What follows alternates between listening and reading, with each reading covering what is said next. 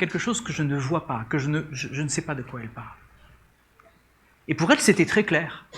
Elle était assise là où tu es, Cassie, et moi j'étais là. Et en fait, il a suffi que je me lève, elle parlait d'une chose qui était juste à 1 mètre de son doigt. Juste là. Et je pouvais pas le voir parce que ma perspective ne me le permettait pas. Ma perspective ne me le permettait pas parce qu'il y avait juste une petite barre en bois devant, et elle parlait d'un petit plateau sur lequel il devait y avoir un pot de fleurs. Elle me disait, à quoi il sert ce plateau? Il n'y a pas de fleurs dessus. Ma perspective ne me permettait pas de voir de quoi ma fille me parlait.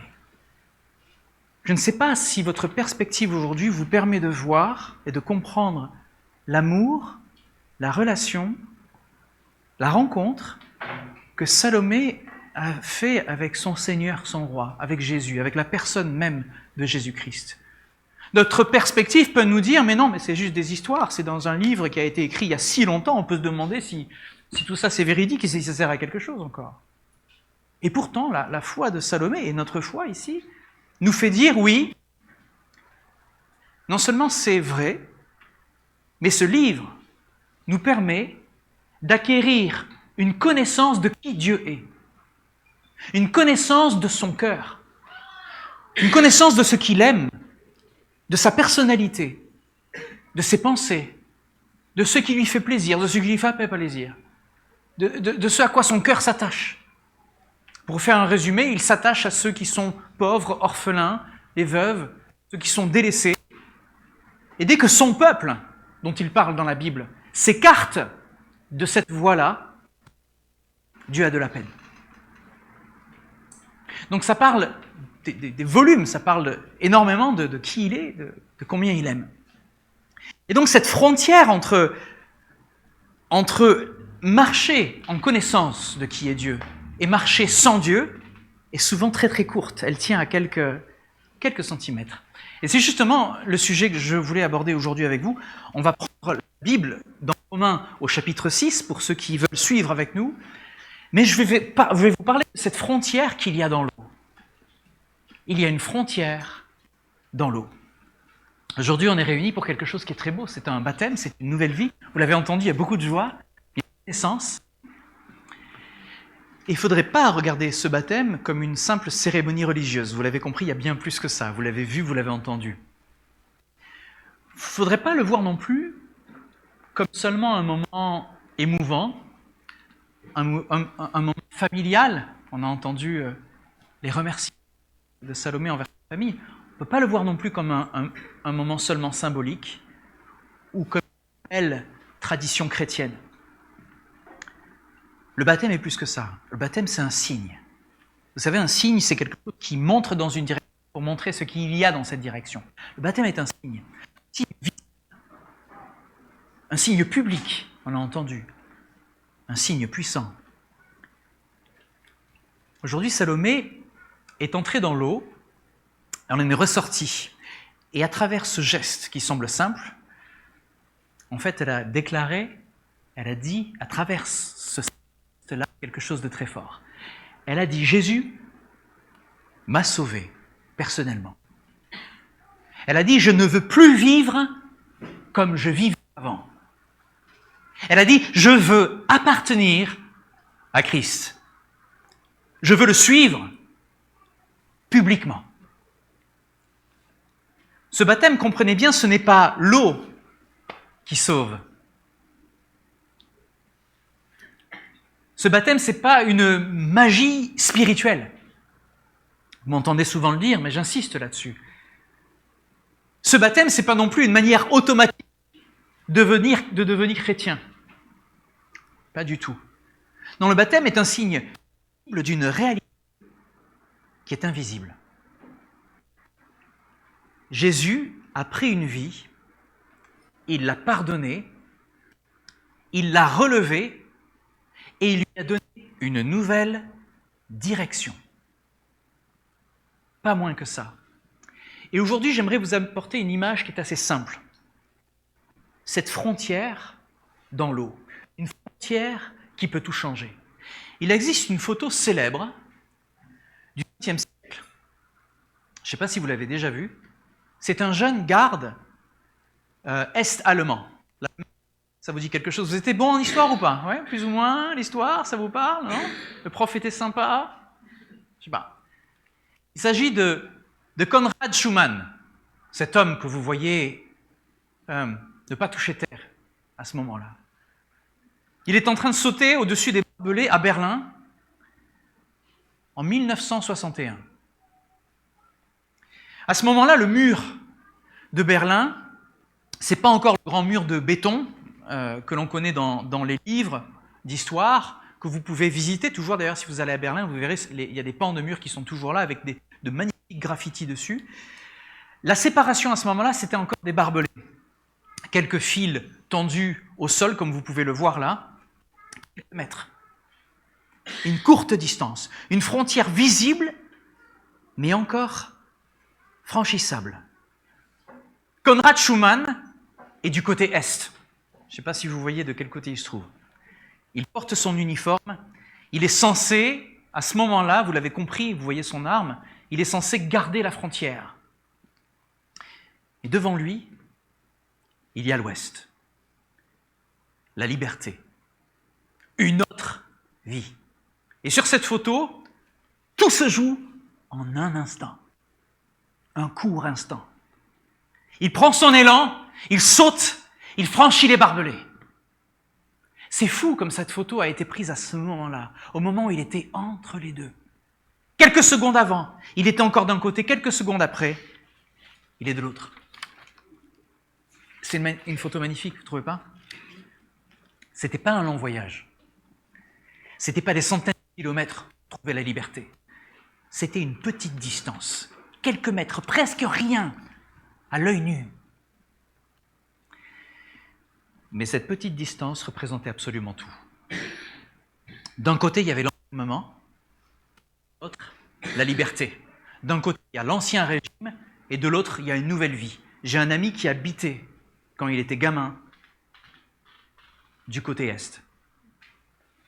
C'est un ami, aujourd'hui, il est avocat, il a une vie particulièrement libre, et ce qui se passait du côté Est était faramineux. Il y avait vraiment une interdiction de vivre, réellement une interdiction de penser librement, une interdiction de s'amuser, de connaître ce qui se passe à l'extérieur du monde. Et il me disait, ma mère était docteur. Et donc, tout le village se sentait endetté envers elle, parce qu'elle aidait énormément de personnes. Et pour cette raison,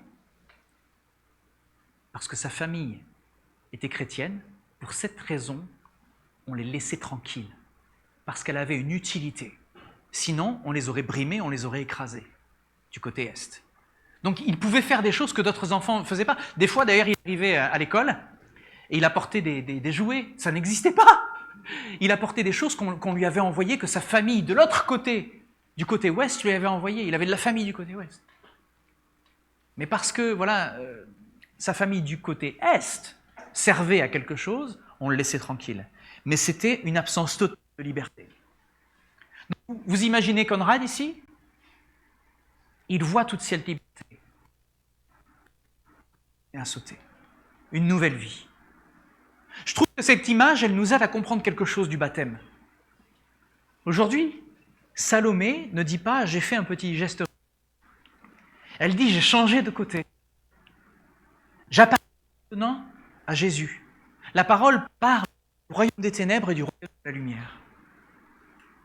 Et pour ne pas laisser cette image juste au niveau de l'émotion, on doit regarder ce que la Bible dit elle-même du baptême. Sinon, on va se gourer. On va rater notre cible. Romains 6, je vous l'ai proposé. Romains 6 montre le baptême comme un passage de la vie. On va lire à partir du verset 3, c'est assez court. Versets 3 et 4. Quelqu'un l'a trouvé et va le lire à voix haute. Versets 3 et 4.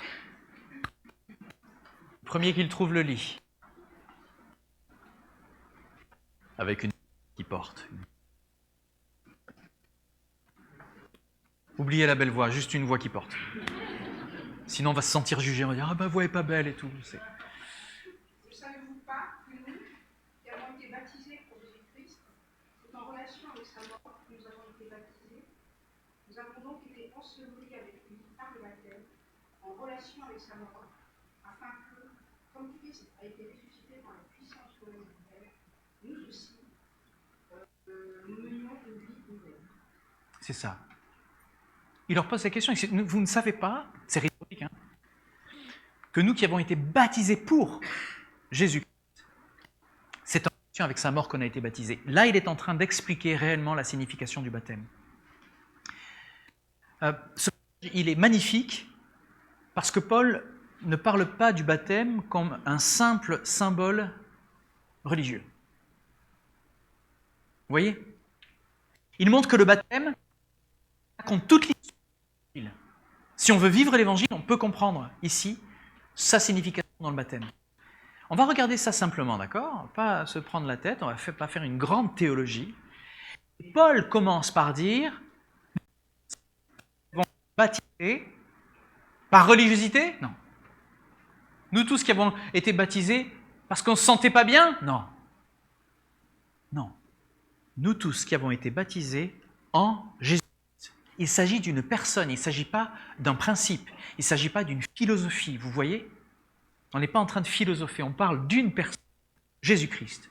Cela veut dire que le baptême chrétien, ce n'est pas d'abord un baptême dans une religion, une tradition dans une famille ou dans une culture, pas du tout. C'est un baptême en Jésus-Christ. Le centre du baptême, c'est la personne de Jésus. C'est ça le centre du baptême. Celui qui se fait baptiser ne dit pas d'abord « j'adhère à des valeurs chrétiennes », ce n'est pas des valeurs morales, ce n'est pas des valeurs de sens de vie. Il dit « j'appartiens à Jésus-Christ ». C'est énorme. Ensuite, Paul dit « c'est en sa mort que nous avons été baptisés ». Comment comprendre ça ? C'est une phrase très forte quand même. D'ailleurs, il n'y a pas longtemps, lors d'un baptême, les parents du baptisé me disent « j'ai peur quand même, hein, votre histoire ». Quand même fort de dire qu'on meurt à soi-même. Je dis oui, mais c'est terriblement vrai. Il y a un avant et il y a un après. Il y a une vie il y a une vie où on rentre dans la liberté. Paul nous dit que le baptême nous unit, et c'est ça le baptême, c'est une avec Jésus. Il nous unit à la mort de Jésus. Ça ne veut pas dire qu'on meurt physiquement, vous avez bien compris, Salomé va très bien. Hein, elle est bien vivante, vous l'avez entendu. Ça veut dire qu'à la fois, nous reconnaissons que la mort de Jésus devient notre mort. Il y a un et il y a un après. À la croix, Jésus n'est pas mort seulement comme un martyr, ce serait une erreur de penser ça. Il n'est pas mort seulement comme un exemple d'amour, ce serait aussi une erreur de le limiter à ça. Il est mort pour nos péchés. Et c'était annoncé déjà. 150 ans avant Jésus-Christ, déjà annoncé. Un homme viendra, il va prendre les péchés qui sont sur tous les hommes de la terre, il va mourir à cause de ça, et après, il aura une descendance. Comment tu fais pour avoir une descendance si tu meurs ? Déjà, 750 ans avant, si vous vous demandez où c'est ce passage, c'est Ésaïe, chapitre 53. Ésaïe 53, très clairement ce que Jésus va faire. Il a porté, le texte nous dit, il a porté nos culpabilités, il a subi le jugement qu'on méritait, il a pris notre place. Pas moins. Donc, quand quelqu'un descend de l'eau du baptême, ce texte annonce mon ancienne vie. Sans Dieu a été jugé à la croix, c'est terminé. Mon péché a été porté, mes fautes a été porté. Je ne veux plus vivre comme si Jésus n'existait pas. Je ne veux plus vivre comme s'il n'était pas mort pour moi. Et puis Paul va ajouter quelque chose. Nous avons été ensevelis avec lui par le baptême, en sa mort. Et là, l'image devient encore plus forte. Bienvenue Salomé, tu es sèche, c'est bien. Descendre dans l'eau, eh bien c'était comme être enseveli avec Christ. C'est ça ce que tu viens de vivre. Et ce que tu nous as montré, c'est un ensevelissement et une nouvelle vie. Comme Christ est mort, a été jugé pour nous, à notre place, quand tu te lèves, tu revêtis sa vie à lui, sa nouvelle vie, parce qu'il a été ressuscité. Et c'est ça qui change. Cette nouvelle vie nous amène nous-mêmes dans une vie nouvelle. En sa mort, nos péchés ont été jugés, ils ne sont plus sur toi, ils sont tombés sur lui, tu viens de déclarer que c'est lui qui les a pris, et donc tu as une liberté de vie. Tu te présentes devant Dieu, tu le fais légitimement. Tu le fais d'une manière totalement Légitime parce que tu as le droit, Jésus t'a donné le droit de rentrer dans la présence de Dieu lui-même, sans avoir à te poser un problème de conscience. Et ça change absolument tout. Parce que cette vie nouvelle, il n'y a plus de honte, il n'y a plus de culpabilité, et il n'y a plus de peur. Vous remarquerez qu'absolument tout ce qui nous lourde aujourd'hui, et souvent dans la religion, ce qui nous lourde, c'est la culpabilité, la honte et la peur. Et Jésus annihile tout ça. Il le détruit. On peut rentrer dans la présence de Dieu sans avoir honte. Oui, mais tu as péché. Oui, mais j'ai pris tes péchés sur moi. Rappelle-toi, je suis mort pour que tu puisses avoir la vie. Rentre dans ma présence. Oui, mais je fais des bêtises. Je sais que tu fais des bêtises. C'est pour ça que je te demande de marcher avec moi. C'est pour ça que je te demande de m'accueillir dans ton cœur pour pouvoir marcher avec toi. Oui, c'est une relation, pas une religion. La religion, c'est ce que les hommes font pour Dieu. Le salut, c'est ce que Dieu a fait pour les hommes. Et c'est ce que tu as accepté aujourd'hui. Et ça, c'est pour ça que c'est un jour de joie et de victoire. Parce que cette victoire, ce n'est pas toi qui l'as obtenue, c'est lui qui l'a obtenue, il te l'a donnée. C'est ça la différence entre la religion et la relation. La mort de quoi? On dit qu'on meurt à notre ancienne vie, mais c'est la mort de quoi? La mort de l'ancien maître, celui qui n'est pas Jésus. Celui qui pouvait manipuler nos pensées, qui pouvait justement nous faire sentir coupables. Dans la Bible, on l'appelle l'accusateur de notre âme. Qui accuse. D'ailleurs, c'est le mot, la racine du mot Satan, c'est justement celui qui accuse. Celui qui accuse notre âme, c'est bien notre ennemi. Il y a des gens qui rentrent dans l'église, ils disent « Ah, je me sens jugé ». Ben oui, ça c'est entre toi et le diable, mais c'est pas entre toi et Dieu, et c'est pas entre toi et l'église. Dieu ne te juge pas. Et un chrétien qui aime ne juge pas, il aide pendant qu'il vit. C'est tout ce qu'il fait. La Bible dit « Ne vous devez rien les uns aux autres si ce n'est de vous aimer les uns les autres ». Avec ça, ça ne peut pas se passer mal. Je ne vois pas comment ça peut... Bon. La mort de l'ancien maître. La mort de l'ancienne appartenance. Royaume des ténèbres, c'est terminé. Tu as changé d'adresse. Tu as changé d'adresse. Tu vas chercher tes clés, tu vas faire... Ah mince, c'est vrai. J'habite plus au même endroit. J'habite dans le royaume de lumière. Plus les mêmes réflexes. Plus les mêmes manières de penser. Et c'est ça qui est beau, parce que quand je parle avec beaucoup de baptisés, ils disent « Ouais, mais je ne me sens pas prêt au baptême, je sens qu'il y a des choses que je n'ai pas réglées. » Mais il y a des choses que tu ne vas pas régler aujourd'hui. Il y a des choses que tu ne t'en rends même pas compte aujourd'hui. Il y a des choses qu'on fait, on pêche. Même moi, je suis pasteur depuis plus de 20 ans. Il y a des choses, je suis sûr que je pêche. Je suis sûr qu'il y a des trucs, des erreurs que je fais. Des choses que je devrais arrêter de faire. Je devrais écouter un peu plus ma femme, d'ailleurs, des fois.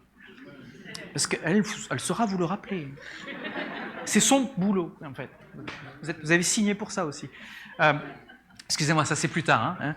Parce qu'on parlait du baptême, du mariage, je un peu les choses, c'est un peu ça. C'est une question de relation où on se voit en transparence, où on voit les défauts de l'autre, on voit ses erreurs, et dans ses erreurs et dans ses péchés, on ne va pas le juger, on va l'aimer. Et par l'amour, on va le sortir des erreurs qu'il fait. Qui c'est qui s'est repenti parce qu'on l'avait jugé? Personne. On se repent parce qu'on est aimé à un tel point que c'est insupportable. C'est un tellement d'amour qu'on se dit « J'abandonne, c'est bon, je lâche, je te fais confiance parce que tu m'as aimé. » La mort d'une vie centrée sur soi, sur ses propres problèmes, sans Dieu, sans repentance, sans abandon à Christ.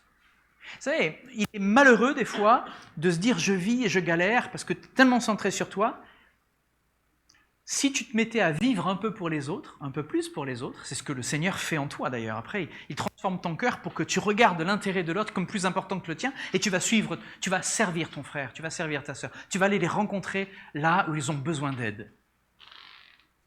Tu n'es plus en train de te concentrer sur toi, tu n'es plus en train de te regarder toi-même, tu n'es plus en train de regarder tes problèmes, tu prends même du recul sur tes propres problèmes et tu dis « Il est tellement plus dans la panade que moi, il a besoin d'aide. » Au fond, quand je me regarde, ça va.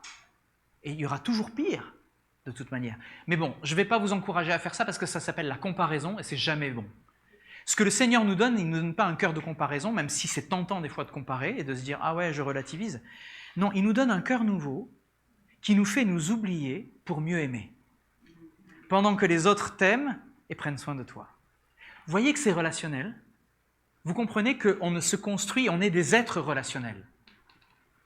Vous isolez un homme ou une femme sur une île tout seul, pendant des années, il devient fou. Il est obligé de se construire une pierre et mettre des... Hein, vous avez vu le film? Bon. On devient fou. On est comme les brebis, on est grégaires. Grégaire, ça veut dire qu'on a besoin les uns des autres pour vivre. Bon, je ne vais pas parler de mes animaux.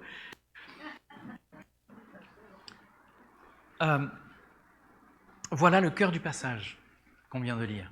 Le baptême ne parle pas seulement d'un enterrement. Il parle d'une résurrection, d'une nouvelle vie. Quand quelqu'un sort de l'eau, quand Salomé est ressorti de l'eau, elle a annoncé « Jésus est ressuscité, et je suis ressuscité avec lui. J'ai une nouvelle vie avec lui. Parce qu'il est vivant, il me donne une nouvelle. » Dans le christianisme, ce n'est pas seulement de bonnes valeurs, de bonne morale, aider les autres, aider la grand-mère à traverser la rue. Ce n'est pas seulement faire des efforts pour devenir meilleur, non. Ce n'est pas devenir meilleur non plus. Ce n'est pas sois religieux non plus. L'Évangile annonce une nouvelle vie. Une nouvelle vie, ça veut dire que les choses sont différentes.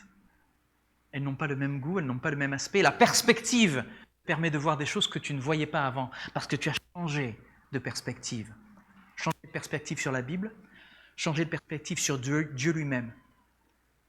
La perspective est très importante. Vous voyez ça? Ben ça, c'est cette semaine. J'ai pas vu le cadre de la porte. Alors quand je vous dis que la perspective est importante, je sais ce que je dis. Parce que je l'ai senti. Oui, c'était une porte pour les hobbits. C'est la porte du... C'est au dernier étage. Enfin, c'est comme ça. Bon, l'entrée, j'ai pris le cadre. C'est peut-être ça, être recadré, je ne sais pas.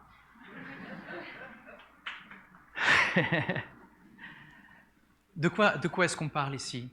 On parle de choses nouvelles. Vous voyez, si ma perspective était meilleure, je n'aurais pas ça, là, aujourd'hui, de ridicule. Hein, j'étais à deux doigts de porter un chapeau ou de mettre du maquillage. Parce que je me suis dit, ça va tellement attirer leur attention, ils ne vont pas m'écouter. Ouais, il y en a qui rigolent, je suis d'accord. On parle d'une nouvelle relation avec Dieu, les amis. C'est de ça dont on parle. On ne parle pas de religion. Et ce changement de cadre, ce changement de perspective t'aide justement à ne pas faire les mêmes erreurs, à ne pas considérer ta vie comme étant détachée de celui qui t'a créé. Vous vous rappelez la première question que Franklin a posée? Est-ce que tu crois en Dieu qui t'a créé? Ça part de là. Si tu enlèves le créateur, s'il n'y a pas de création, il n'y a pas de design. Est-ce que vous êtes d'accord avec moi? S'il n'y a pas de design, rien n'a de sens. La morale, c'est quelque chose qu'on sait à peu près créer nous-mêmes. Mais rien n'a de sens. Bon, après, on va rentrer dans la philosophie, on n'est pas là pour ça. Mais la nouvelle relation avec Dieu, c'est quoi? C'est un nouveau pardon. On ne pardonne pas de la même manière. Une nouvelle identité, on ne se regarde pas de la même manière. Une nouvelle direction, on ne prend pas les mêmes décisions. Une nouvelle espérance. On n'a pas le désespoir qu'on a d'habitude en regardant certaines situations, parce qu'on se dit, il y a des choses que je ne vois pas, des choses que Dieu est capable de faire, je ne sais pas jusqu'où il est capable de faire. Et quand je lis la Bible, je lis Éphésiens 3, verset 20, il est capable de faire infiniment au-delà de ce que je demande, de ce que je pense. C'est pas moi qui le dis, c'est la Bible. Et quand je me dis ça, je me dis, ben là j'ai une perspective où il y a des choses derrière, je ne les vois pas encore, lui il les voit, à moi de changer de perspective. À moi d'avancer vers lui pour voir comme lui, il voit. Et plus tu te rapproches de Dieu, c'est mécanique, plus tu t'éloignes des erreurs. Plus tu te rapproches de Dieu, plus tu t'éloignes de ce qu'on appelle le péché. C'est quoi le péché? En un mot, ça s'appelle rater sa cible. Le péché, c'est...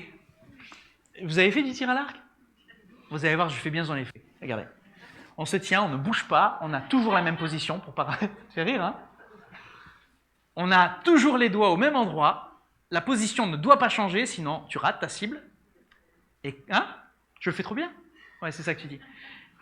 Et quand je lâche, je suis censé aller dans le mille. En grec, péché, c'est amartia, c'est rater sa cible. Donc le péché, c'est rater la cible que l'on doit atteindre. Quelle est notre cible, tu vas dire, Cyril? C'est quoi la cible dans ton histoire là? Dieu a dit, vous avez été créés à mon image. Soyez comme moi, aimez, donnez, créez. Et on a raté cette cible. Dieu nous a dit, vous avez été fait, nous sommes la seule créature sur terre qui a été faite à l'image de Dieu. Et on est censé représenter son amour. Mais la plupart d'entre nous, nous avons choisi nos propres voies et on s'est planté, on a raté notre cible. On a donc péché. Oh waouh, vous êtes avec moi, bravo. Oui, on a tous péché. La Bible le dit en Romains 3, verset 10, toute personne a péché et tout le monde est privé de la gloire de Dieu. C'est quoi la gloire de Dieu? C'est la représentation de son image. Donc quand on se regarde les uns les autres, on est censé refléter la gloire de Dieu et quand on ne le fait pas, c'est dommageable et on fait du mal. Voilà. Si vous voulez que je vous raconte l'histoire du coiffeur, c'est après, parce qu'il y en a certains, je les ai saoulés avec ça. Venez me voir, je vous raconterai l'histoire du coiffeur. Vous y penserez? Oui? Ok. Pourquoi le baptême, c'est une frontière dans l'eau? D'un côté, il y a l'ancienne vie. De l'autre côté, il y a la vie nouvelle en Christ. D'un côté, il y a la culpabilité que tu portes seul, et de l'autre côté, il y a le pardon que tu reçois par la grâce. La grâce, Franklin nous l'a dit tout à l'heure, c'est le Seigneur qui le donne. D'un côté, il y a le péché comme maître. Le péché comme maître, ça veut dire quoi? Ça veut dire que tu ne choisis pas vraiment ce que tu fais. Alors, moi, je suis libre de faire ce que je veux, je fume quand je veux, je suis libre de fumer. D'accord, est-ce que tu peux arrêter? Je ne sais pas. Tu ne sais pas si tu peux arrêter? Non, j'ai pris vraiment l'habitude. Ah, donc est-ce que tu es libre? On va en discuter. Mais des fois, on se dit, la liberté, en fait, est un esclavage dont on ne s'est pas aperçu. Enfin, la liberté sans le regard, la perspective que Dieu nous donne. D'un côté, il y a la mort spirituelle, de l'autre côté, il y a la vie avec Dieu. Et c'est ça, ce renouveau, c'est cette vie spirituelle que tu as déclarée, que tu as acquis. Tu l'avais avant de rentrer dans l'eau, cette vie spirituelle, mais tu l'as déclarée aujourd'hui, elle est officielle. Tout comme quand on aime quelqu'un, le mariage vient sceller cette union, mais tu n'as pas attendu le jour du mariage pour l'aimer, cet homme-là ou cette femme-là. Tu vas lui mettre la bague au doigt, ça va sceller la chose. Mais avant. Mais attention, Paul ne dit pas que l'eau produit tout cela automatiquement, vous l'avez compris, ce n'est pas l'eau qui sauve, ce n'est pas le rite qui pardonne, ce n'est pas la cérémonie qui donne la vie, c'est Jésus qui sauve, la relation avec lui qui sauve. C'est ce qui s'est passé publiquement, ce que Jésus a accompli. Et nous avons tous besoin de ce passage. Ça nous ramène à une vérité qui est très importante et le temps passe vite, je vais essayer de terminer assez rapidement. Je sais qu'il fait chaud. Ça nous appelle à une vérité qui est importante. On a besoin de passer de cette mort à la vie. Et c'est un choix de tous les jours. Il y a le choix du baptême qui dit, à partir de maintenant, ce choix il est public, il est reconnu, mais tous les jours tu fais des pas. Tous les jours tu as des choix à faire. Tous les jours il y a des choses sur lesquelles tu dois te repentir, changer. Et la Bible ne va pas présenter l'être humain simplement comme quelqu'un qui a besoin d'être un peu amélioré. C'est pas ça qu'elle fait. Souvent, on pense que notre plus grand besoin, c'est d'être heureux, d'être plus équilibré, plus fort, plus reconnu, plus stable. On va faire du développement personnel pour y arriver. Alors tout ça, ça peut avoir son importance. Je ne suis pas contre totalement le développement personnel. Mais la Bible va plus profondément. Le vrai développement personnel, qu'est-ce qu'il va apporter ? Il va apporter que tu ne vas plus vivre personnellement, tu vas vivre aussi pour les autres. C'est ça la beauté de la chose. La Bible va beaucoup plus profondément que tout ça. Elle dit que tout le monde a besoin d'être réconcilié avec Dieu. Tout le monde. Donc notre problème, il n'est pas seulement extérieur à nous, il n'est pas seulement dans les circonstances de la vie qui nous écrasent parfois. Il n'est pas, comme dit le philosophe, le problème c'est les autres. Il n'est pas dans notre passé non plus seulement. Ça peut être guéri, notre passé peut être guéri. Je ne sais pas ce que tu as traversé, les douleurs, les violences que tu as vécues, les injustices que tu as vécues dans ton passé, dans la société. Notre premier problème est dans notre cœur. Il est dans notre relation avec celui qui nous donne la vie, celui qui nous arrache au passé. Nous avons vécu sans Dieu, chacun d'entre nous a vécu sans Dieu. Nous avons voulu être notre propre maître, c'est ce que dit Ésaïe 53 aussi. Nous avons aimé à un moment ce que Dieu condamne aujourd'hui. Nous avons parfois rejeté ouvertement ce que Dieu aime vraiment. Et le péché dans la Bible, vous l'avez compris, c'est pas seulement faire des choses graves, simplement vivre en décalage avec Dieu. C'est manquer le but pour lequel on a été créé. Et c'est pour ça, et c'est vraiment pour ça que Jésus est venu. C'est la raison pour laquelle il devait venir. Vous demandez pourquoi on parle de cet homme qui est venu il y a plus de 2000 ans, qui peut Jésus de l'histoire aussi. C'est-à-dire, il y en a qui disent non, mais Jésus, oui, il a vécu, on peut pas le... Il y a des preuves évidentes qu'il a vécu. Les témoignages sont trop nombreux pour l'ignorer. Mais c'était juste un philosophe, c'était juste quelqu'un de bien. Eh bien, on n'a jamais retrouvé son squelette, pourtant beaucoup auraient aimé qu'on le retrouve. Il y a même des gens qui ont été payés pour le retrouver, ils n'ont pas réussi à produire les faux. Jésus n'est pas venu pour donner une bonne morale, pour être un philosophe. Il n'est pas venu pour inspirer les gens. Il n'est pas venu pour être un exemple religieux. Il est venu pour une chose, c'est vous sauver, c'est nous sauver. C'est la raison pour laquelle il est venu. Il est venu chercher ce qui était perdu, nous étions tous perdus. Il est venu pardonner les coupables et nous étions tous coupables. Il est venu relever ceux qui sont brisés. Si vous avez le cœur brisé aujourd'hui, attendrissez votre cœur et laissez-le faire cette chirurgie sur votre cœur. Il est venu donner la vie à ceux qui étaient morts. Et c'est sur la croix qu'il a place. C'est à ça que tout s'est joué. Il a porté notre péché. Il a subi ce jugement qui devait tomber sur nous, de juste valeur. Est-ce que tu prendrais pour quelqu'un qui a tué quelqu'un?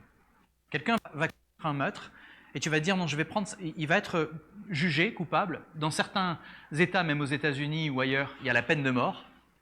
Est-ce que toi, tu vas dire je vais prendre la place de cet homme-là qui a tué quelqu'un pour que ce soit moi qui meure à sa place afin qu'il ait la vie?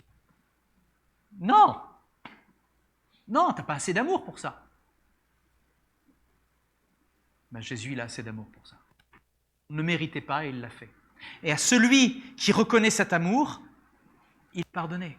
Celui qui rejette cet amour reste condamné. On est d'accord? Donc sur la croix, il a pris notre place. Il a subi ce jugement qu'on méritait. Et sa résurrection nous offre une vie nouvelle. Il est venu ouvrir un chemin. Et c'est ça le cœur de l'Évangile. On ne se sauve pas nous-mêmes, ce n'est pas nos décisions qui nous sauvent, même si on aimerait avoir plus de connaissances. On ne va pas franchir la frontière par nos propres mérites, comme l'a fait Conrad. Jésus, c'est celui qui nous a ouvert le passage. C'est lui qui a enlevé les barbelés. Il a enlevé la distance. Alors, on peut être très proche de la frontière sans l'avoir franchie. Je parle de chacun d'entre nous ici. On peut être tout près de la frontière sans l'avoir franchie. Conrad a fait ce choix. En 1961, il est devenu une fraction de seconde. On revient à cette image. Avant de sauter, Conrad, il était tout près de la frontière. Il la voyait. Il pouvait presque toucher l'autre côté. Il savait que la liberté était là, juste devant lui. Mais tant qu'il n'a pas sauté, il était encore du même côté. Il pouvait réfléchir à sauter, mais il était toujours du même côté. Il pouvait imaginer sauter, mais il était toujours du même côté. Il y en a deux qui suivent. Ah, c'est les ventilateurs qui ne sont pas assez forts, vous vous endormez. Ou c'est moi qui suis trop long, je ne sais pas. Ce que je suis en train de vous dire, c'est qu'on pourrait être très très proche de la personne de Jésus sans s'être donné à lui. On peut avoir goûté même les bonnes choses qu'on a dans l'église. On va avoir un repas après, dire mais c'est super bon, il faut que je revienne, il y a du poulet. Et sans vous dire, j'ai envie de Jésus.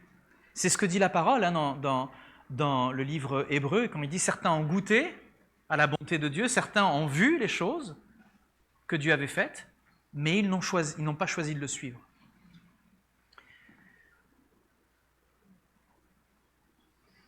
C'est certainement la chose la plus importante que vous devez entendre aujourd'hui. On peut être très proche de Jésus sans s'être réellement donné à lui. On peut savoir la Bible, on peut avoir des connaissances bibliques, même enseigner sans s'être donné à lui. Et ça se voit dans le comportement, ça se voit dans le cœur, ça se voit dans la joie, ça se voit dans la paix, ça se voit sous la pression, ça se voit dans la manière dont vous allez gérer les conflits. Est-ce qu'il y a de l'amour? Est-ce qu'il y a de la patience? Est-ce qu'il y a de la bonté? De la bienveillance? Je n'ai pas de réponse à ces questions, seuls vous les avez. On peut être très proche de Jésus sans s'être donné à lui. On peut être très proche de l'Église, on peut connaître des chrétiens, on peut aimer les chants, on peut chanter, danser avec du rythme, gorge déployée, n'est-ce pas Leslie? On peut le faire. Plein gosier, merci. Vous pouvez même avoir été touché par le témoignage de Salomé. Vous pouvez venir à autant de baptêmes que vous voulez. Vous pouvez trouver la foi des autres. Il se peut que vous ayez pleuré. Ou pleuré à l'intérieur, ou pleuré physiquement. Et pourtant, vous allez rester de l'autre. Je ne vous fais pas dire. Vous allez rester de l'autre? Eh bien, il ne faut pas. Il ne faut pas rester de l'autre côté. Il faut franchir. Vous voyez, il y a une différence entre admirer Jésus, la personne, et lui confier sa vie. Il y a une différence entre respecter la foi des autres et croire personnellement. Il y a une différence entre regarder les autres se faire baptiser et dire soi-même « Jésus, je viens à toi ». Et je ne vous demande pas de le faire publiquement. Ça se fait dans l'intimité du temps où vous fermez la porte, où personne n'est autour de vous, où vous ouvrez la parole que vous n'avez peut-être pas ouverte. Et vous lisez ces versets dans Jean 3 qui dit « Mais celui qui vient à moi, je ne le condamne pas, je le sauve, parce que je l'ai aimé ». Le danger, ce n'est pas juste d'être loin de Dieu, le danger, c'est parfois d'être tout près de la vérité, tout près de l'appel de Dieu, sans jamais franchir ce pas. Et Romains 6, aujourd'hui, en tout cas un tout petit passage, vous pourrez en lire plus quand vous arriverez chez vous. Si vous n'avez pas de Bible, je vous en offre, j'en ai plein. C'est gratuit, je ne vous demande rien. Romains 6 nous aide à comprendre ça. Non, je suis sérieux, vous voulez partir avec une Bible, même un souvenir, dédicace de Salomé, elle signe. Si tu es la star aujourd'hui, tu signes. Ne pose pas de questions, tu fais oui, comment tu t'appelles? Tu fais ça. Donc repartez avec la dédicace de Salomé. Romains 6 nous aide à comprendre ça. Être chrétien, ce n'est pas être spectateur d'un rite. Vous l'avez compris, c'est en un mot, être uni à Christ. C'est reconnaître que sa mort est ma mort, que sa résurrection devient ma nouvelle vie, que son pardon devient mon espérance. La question, ce n'est pas est-ce que j'ai assisté à un baptême, c'est est-ce que je suis passé de la mort à la vie spirituelle avec Jésus. Ce baptême, c'est une invitation à regarder vers Jésus. Aujourd'hui, la personne qui vient de se faire baptiser, notre chère Salomé, elle ne nous invite pas à la regarder elle-même, même si tu es très bien habillé, même si tu as fait tout bien comme il faut, tu ne nous invites pas à te regarder juste toi. On l'a bien entendu, on a bien compris ce que tu viens de dire. Tu as été très clair, Salomé, et merci pour ça d'ailleurs. Elle nous invite, Salomé, aujourd'hui à regarder vers Jésus. Le plus important aujourd'hui, ce n'est pas l'eau, c'est surtout pas le pasteur, c'est pas les émotions, c'est même le courage de la personne qui s'est fait baptiser. Non, c'est pas ça. Le plus important, c'est Jésus. Jésus pardonne, condamne pas. Il sauve, il ne t'enfonce pas. Il transforme, il ne va pas te laisser comme tu es par son esprit, si tu appelles son esprit à vivre en toi. Il te fait passer de la mort à la vie. Il te donne une nouvelle identité. Il te donne une nouvelle appartenance. Vous devez vous dire, si vous n'êtes pas rentré souvent dans une église, mais ils sont fous ou quoi de chanter aussi fort? Il y a la basse qui est trop forte. Et cette ligne de basse, elle était excellente. Pourquoi est-ce qu'ils ont autant de joie? C'est pour ça. Ne te pose plus la question, tu as compris. C'est une relation vivante. Jésus te donne une nouvelle appartenance. Et le baptême, il dit publiquement, je ne veux plus appartenir à cette ancienne vie. Je ne veux plus être défini par mon passé. Je ne veux plus vivre sans Dieu. Je confesse que Jésus-Christ est mon Seigneur et Sauveur. Et peut-être aujourd'hui, alors Dieu te parle. Je ne sais pas ce qui se passe dans ton cœur. Je le sais. Seul toi le sais. Peut-être que tu n'es pas venu avec beaucoup d'attentes. Peut-être que tu es là juste pour accompagner quelqu'un. Peut-être que ça fait 20 ans que tu es là et que tu n'as pas fait le pas. Peut-être que tu connais très bien la foi chrétienne. Peut-être que tu as des questions. On sera heureux de répondre à certaines. On ne sait pas tout, mais on peut cheminer ensemble. Peut-être que tu te sens juste loin de Dieu. Peut-être que tu te dis comme beaucoup, je ne suis pas prêt, je dois d'abord régler ma vie, et tu as compris aujourd'hui que ce n'était pas le cas. Jésus dit, viens, c'est moi qui vais t'aider à régler ta vie. Juste une question, tu vas chez le docteur quand tout va bien, une fois que tu es guéri, ou tu vas chez le docteur parce que tu es malade? Bon, je pense que tu as la réponse. Je crois que la question, elle est vite répondue. L'évangile ne dit pas « règle ta vie et puis viens à Jésus ». L'évangile te dit « viens à Jésus, il commencera à relever ta vie ». Tu ne viens pas parce que tu es parfait, tu viens juste parce que tu as besoin de grâce, comme nous tous. Tu viens pas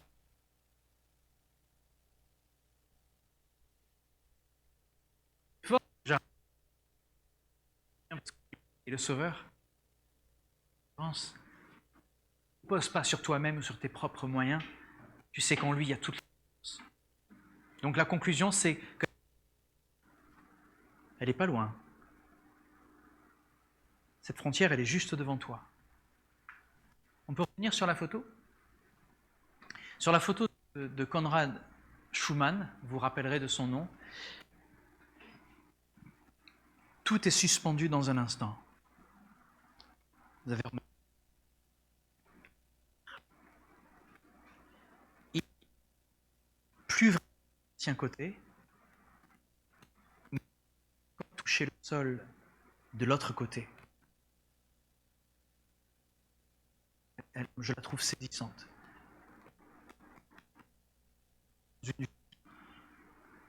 Où tu sens, tu le vois.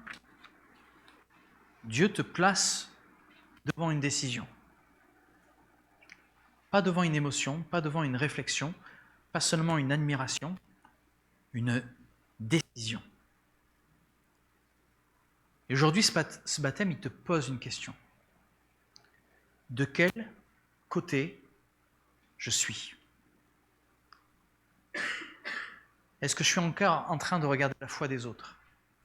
Est-ce que je suis en train d'attendre le meilleur moment?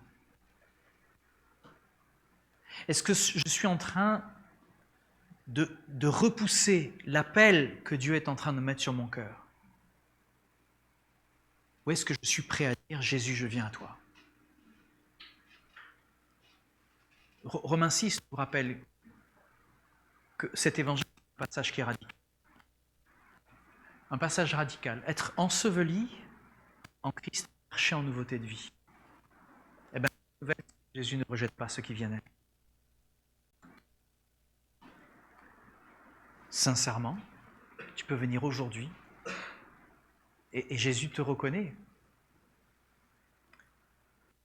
Il dit, moi, je reconnais que j'ai besoin de toi.